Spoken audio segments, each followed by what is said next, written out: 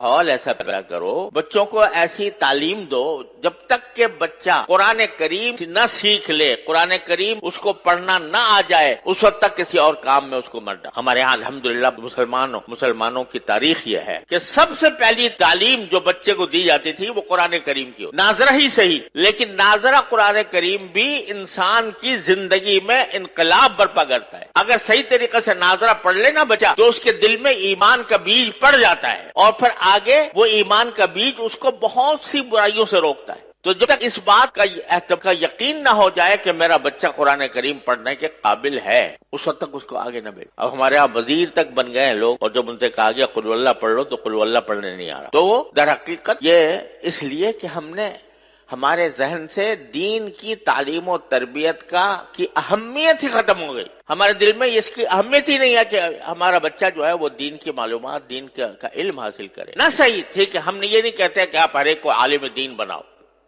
ہر ایک کا عالم دین بننا بھی فرض نہیں کہ آپ پورا درس نظامی پڑھاؤ 8 سال، لیکن اگر کم از کم جو انسان کے ذمہ فرض عین ہے اس کا علم تو بچے کو ہر حال میں ہونا چاہیے، اور اس کے لیے کسی ایسی درسگاہ، الحمدللہ اب ایسی درسگاہیں موجود ہیں جس میں جو دنیاوی تعلیم کہلاتی ہے وہ بھی الحمدللہ اس میں پڑھائی جاتی ہے، اور اس کے ساتھ ساتھ اس کو مسلمان بنانے کی بھی فکر ہوتی ہے، اس کو دینی معلومات بھی فراہم کی جاتی ہے۔ ایسی درسگاہوں کے اندر اس کو بھیجو۔ جب تم خود ایسے درسگاہوں میں بھیج دو گے جہاں پر الحاد اور بے دینی کا چرچا ہے تو پھر وہ اس کی ذمہ داری تمہارے اوپر عائد ہوتی ہے کہ تم نے ایسی جگہ بھیجا کیوں۔ اور دوسری بات یہ کہ اگر فرض کرو کہ کوئی بچہ آپ نے کسی درسگاہ میں بھیجا، کسی اسکول میں بھیجا، وہاں پر دین کی معلومات اس کو حاصل نہیں ہو رہی، دین کا علم اس کو حاصل نہیں ہو رہا، تو کم از کم اتنا تو کر لو کہ اپنے گھروں کے اندر تھوڑا سا وقت اپنے بچوں کے ساتھ ایسا نکالو جس میں کچھ دین کی معلومات بچوں کو فراہم کی جائیں۔ کم از کم سیرت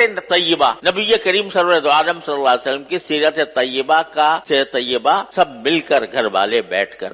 تھوڑا سا وقت نکال کر اس میں پڑھیں۔ اس سیرت طیبہ میں نبی کریم صلی اللہ علیہ وسلم کے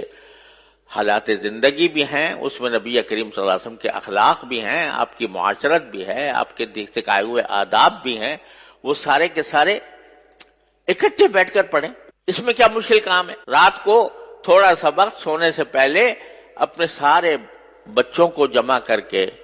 اور اس میں خود نبی کریم صلی اللہ علیہ وسلم کی سیرت طیبہ کی کوئی کتاب پڑھ لو سب بیٹھ کے، تو کم از کم گھر کے ماحول کے اندر ایک ایسا مدرسہ قائم ہو جائے گا، اور یہ اصل مدرسہ ہے۔ نبی کریم صلی اللہ علیہ وسلم کے عہد مبارک کوئی باقاعدہ مدرسہ نہیں ہوتا تھا، صفہ تھا جس میں صحابہ کرام مختلف علاقوں سے آ کر تھوڑے سے پڑھ گئے تھے، وہ انہوں نے تو اپنے آپ کو خاص کر لیا تھا اس کے لیے، لیکن ہر صحابی کا اپنا گھر خود مدرسہ تھا دین کا۔ ہر صحابی کے گھر میں تذکرے نبی کریم صلی اللہ علیہ وسلم کی سنت کے ہوتے تھے، آپ کی سیرت کے ہوتے تھے، اس کے نتیجے میں جو اولاد پیدا ہو رہی تھی وہ اولاد بھی سیرت اور سنت کے سانچے میں ڈلی ہوئی تھی۔ اس میں کیا مشکل کام ہے؟ میں کہتا ہوں 15 منٹ نکال لو، صرف 15 منٹ روزانہ، اور اس میں نبی کریم سرور دو عالم صلی اللہ علیہ وسلم کی سیرت طیبہ پر مشتمل کوئی کتاب پڑھی جائے، اور پڑھ کر بچوں کو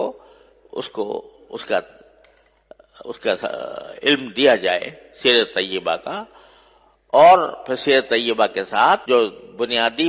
ضروریات ہیں دین کی، وضو کے احکام، نماز کے احکام وغیرہ وغیرہ، اور اخلاق، آداب، کس چیز کے کیا ادب ہے، کھانے کا کیا ادب ہے، سونے کا کیا ادب ہے، بازار جانے کا کیا ادب ہے، خرید و فروخت کا کیا ادب ہے، یہ ساری باتیں رفتہ رفتہ روزانہ کر کے اگر 15 منٹ بھی روزانہ ہر انسان، ہر مسلمان نکال لے اور اپنے اولاد کی اس طرح تربیت کرنے کی فکر کرے تو انشاءاللہ اللہ تعالیٰ کی رحمت سے ایک انقلاب آ جائے گا۔ لیکن چونکہ فکر نہیں تو اس کی وجہ سے یہ چھوٹا سا کام بھی نہیں ہو پا رہا، اور قرآن اسی کی طرف متوجہ کر رہا ہے کہ تم ساری دنیا کے اوپر تنقید کرتے ہو کہ فلاں جگہ یہ ہو رہا ہے، فلاں جگہ یہ ہو رہا ہے، سیاسی ماحول کے اندر بے چینی ہے، اضطراب ہے، انتشار ہے، لڑائیاں ہیں، جھگڑے ہیں، تنازعات ہیں، ان سب کی شکایت تو کرتے ہو، لیکن خود اپنی طرف متوجہ ہو کر نہیں دیکھتے کہ تمہارے ہاں کیا کمی ہے۔ اگر تم فرض کرو کہ مکمل طور پر اسلامی احکام پر عمل کر رہے ہو، لیکن تمہاری اولاد اور تمہارے گھر والے دوسری طرف جا رہے ہیں، اس کی ذمہ داری بھی تمہارے اوپر عائد ہوتی ہے۔ اپنی فکر کرو، اور اس کا ایک آسان راستہ میں آپ حضرات کی خدمت میں عرض کر رہا ہوں کہ 15 منٹ نکال لو روزانہ رات کو، اور اپنے گھر والوں کو جمع کر کے اس میں سیرت طیبہ اور احکام شریعت کی کتاب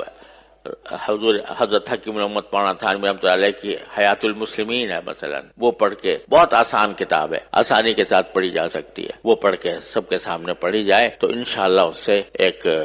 ماحول پیدا ہوگا اور اصلاح کی طرف ایک پیش قدمی ہوگی۔ اللہ تبارک و تعالیٰ اپنے فضل و کرم سے ہم سب کو اس کی توفیق عطا فرمائے۔ وآخر